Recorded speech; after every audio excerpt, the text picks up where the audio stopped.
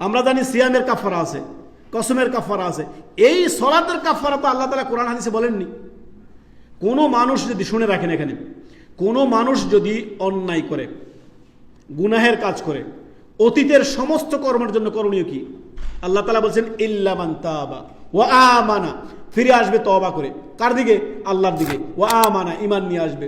ওয়া আমিলা আমালান সালিহা, সৎকর্ম করবে। ফাউলাইকা ইউবাদদিরুল্লাহু সাইয়্যাতিহিম হাসানা ওয়া কানা আল্লাহু গফুরুর রহিম।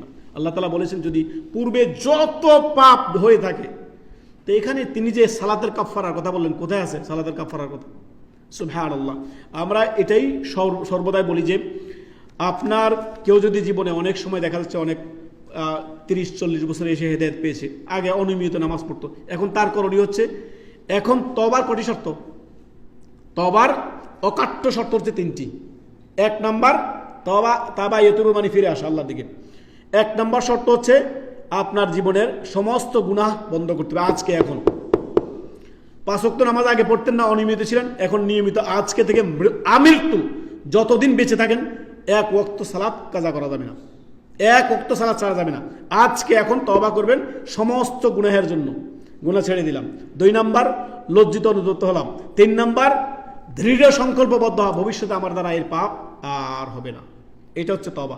এরকম তওবা আল্লাহ তাআলা বলেন তৌবু ইলাল্লাহি তাওবাতান নাসুহা, যে খাঁটি তওবা যদি করো তুমি, নাসুহা, যেটা কখনোই পাপের দিকে ফিরিয়ে নিয়ে যায় না, গুনাহের দিকে ফিরিয়ে নিয়ে যায় না, সীমা লঙ্ঘনের দিকে ফিরিয়ে নিয়ে যায় না, ওই রকম তওবা যদি তুমি করো, অবশ্যই আল্লাহ তোমাকে ক্ষমা করবেন।